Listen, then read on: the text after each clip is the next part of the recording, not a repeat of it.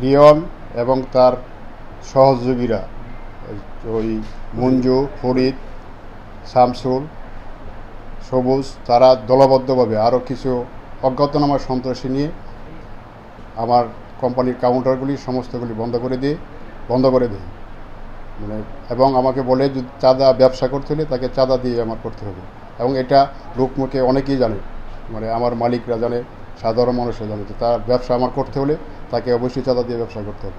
আমি তাদেরকে চাঁদা দিতে অস্বীকৃতি জানালে গত 17/9/2024 তারিখে জুনায়েদ হোসেন লিওন বাদী হয়ে আওয়ামী ফ্যাসিস্টের বিরুদ্ধে একটি মামলা দায়ের করে ওই মামলাতেও আমাকে ষড়যন্ত্রমূলকভাবে 53 নম্বর আসামি করে, যে মামলায় আমি বর্তমানে জামিনে আছি।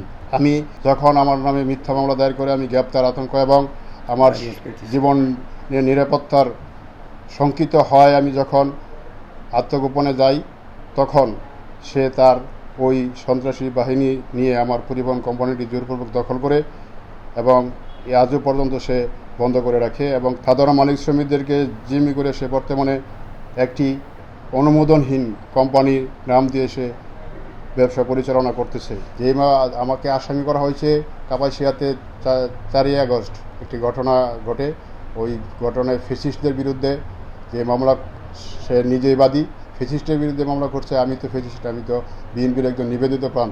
আমার জীবনের সর্বসময় আমি বিএনপি এবং ছাত্রদলের রাজনীতির সাথে সম্পৃক্ত ছিলাম এবং ফ্যাসিস্ট দ্বারা আমি বারবার নির্যাতিত হয়েছি এবং এটা প্রমাণিত জনসমক্ষে সকলেই জানে, কাপাসিয়া সমস্ত বিএনপি অঙ্গ সংগঠন কর্মী জানে যে আমি বারবার এই ফ্যাসিস্টদের দ্বারা আমি নির্যাতিত হয়েছি। এতদিন যেহেতু বৈষম্যের বিরুদ্ধে একটি মামলা, ওই মামলা সে যেহেতু আমাকে মিথ্যাভাবে মামলা দিয়েছে, সে এখন প্রভাবশালী নেতা, সে আমাকে যাতে পুলিশি হয়রানি না করতে পারে এবং শারীরিকভাবে আমি অসুস্থতা বিদায় আমি দলীয় হাইকমান্ডের সাথে সরাসরি যোগাযোগ করতে পারি নাই।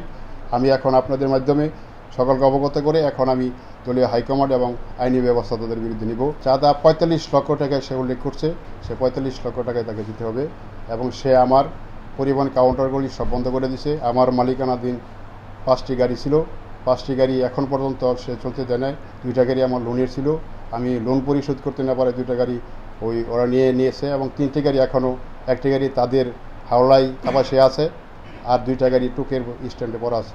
আসলে আমি সমস্ত গাড়িগুলি আমি সরকারকে, গভর্নমেন্টকে ট্যাক্স, ভ্যাট এবং সমস্ত কিছু এখনও দিয়ে যেতেছি, কিন্তু আমার গাড়ি রুটে চলতে পারে না, তাদের সে বাধা দিয়ে রাখছে। মামলার জামিনের জন্য আমি আদালতের কাছে, আমি যে বিএনপি কর্মী ছিলাম, বিএনপির নেতা ছিলাম, ডকুমেন্টারি প্রমাণ এবং আমি তার সাথে যে আমার ব্যবসায়িক দ্বন্দ্ব, সেই সমস্ত প্রমাণ আমি আদালতকে দেওয়ার পরে মহামান্য আদালত আমার প্রতি সুবিচার করে এবং আমাকে চার্জশিট পর্যন্ত আমাকে জামিন দেয়। সে বিভিন্নভাবে হুমকি দিচ্ছে, এখন আমি নিরাপত্তাহীনতায় ভুগতেছি।